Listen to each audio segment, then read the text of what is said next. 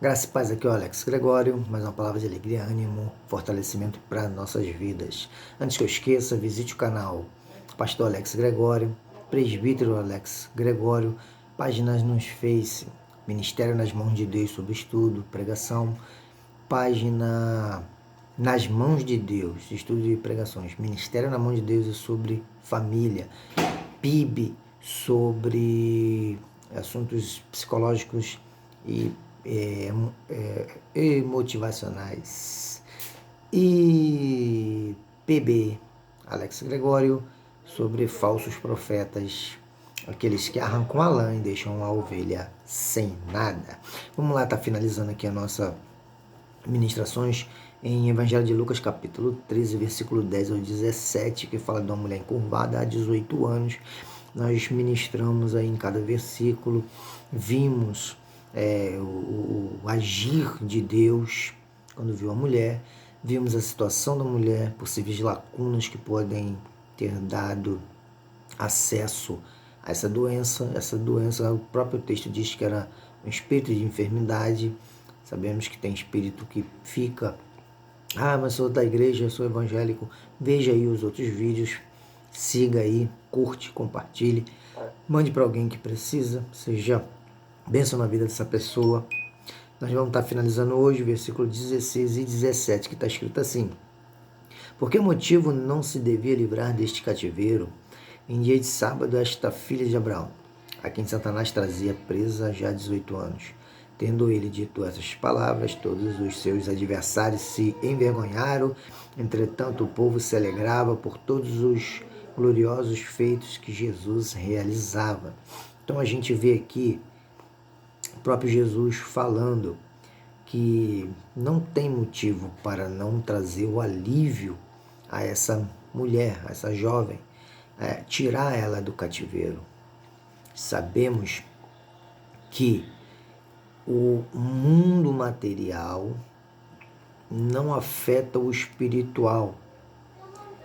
A desordem que nós mesmo vivemos aqui, por nossos pensamentos, nosso modo de viver, não afeta quem é Deus. Ele não deixa de ser Deus se a gente não acreditar nele.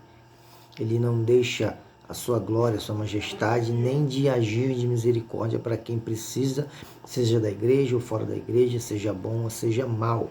Se ele ainda tem uma oportunidade para aquela pessoa, ele livra.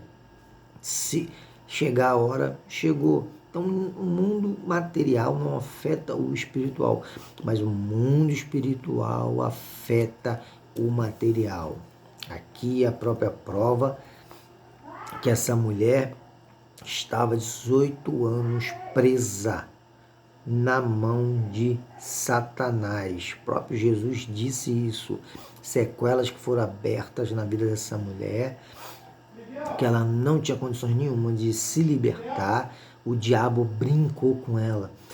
Quantas pessoas você conhece que vive traindo o esposo, traindo a esposa, bebe, fuma, se droga, se prostitui, é humilhado, escarnecido, é tido como nada, como ninguém, porque não consegue se livrar do poder do diabo sobre a vida deles.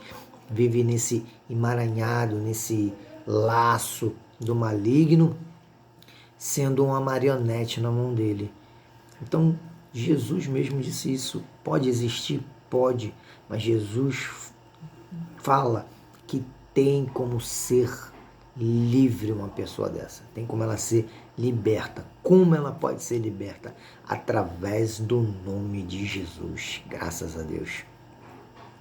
Esse é o nome sobre todos os nomes. No Evangelho de Marcos, se não me falha a memória, eu esqueci o capítulo, mas vai dizer que vão expulsar um demônio e o demônio fala assim: Paulo eu conheço, Jesus também, mas vós quem és? Ou quem são? Então, ele conhecia Paulo porque era imitador de Cristo, se santificava e entregava sua vida a Cristo, e Cristo não vivia mais ele mesmo dizia que não vivia mais ele, mas Cristo vivia nele. Então ele tinha autoridade em nome de Jesus para expulsar demônios. E não tem nem como dizer se Jesus expulsava, né? Jesus era o próprio Senhor aqui na terra, né? Filho de Deus, então ele veio para suprir o pecado que vinha sobre o homem para a morte e trazer, ele trouxe a vida. Então, através do nome dele, sim, tem. A gente pode ver um mendigo, alguém na rua, tá com a legião, cheio de demônio, a levar-se pior da situação dele, aquela vida desgraçada, toda destruída. A gente pode orar, libertar ele naquele momento, tirar tudo dele, deixar ele limpo, liberto, sim, mas não podemos ser irresponsáveis. Nós temos que ter essa pessoa tem que ter acompanhamento. Se não tiver acompanhamento, o próprio Senhor diz que o que adianta amalientar o valente? Depois de um certo tempo, o espírito maligno volta, vê a casa limpa, adornada e traz mais 7. E a situação daquela pessoa vai ser pior do que antes.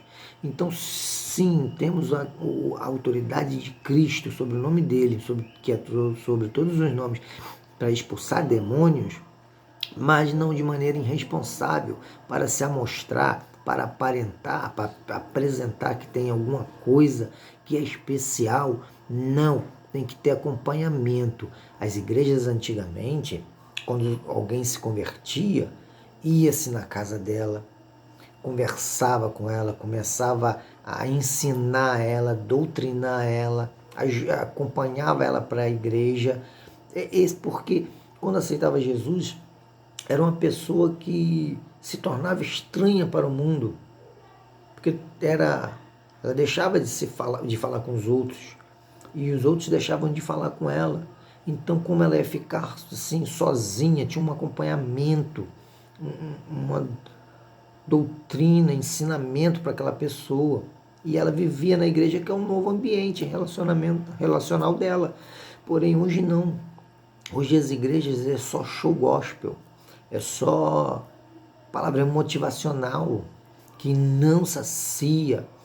As pessoas estão atrás de bênçãos, de prosperidade, de bens, de possuir. Vale o que eu tenho, vale o que eu sou, o que eu possuo, o que eu consigo satisfazer na minha vida, meus deleites, dentro dos meus princípios. A oferta, dízimo é uma negociação com Cristo para ser rico e abençoado.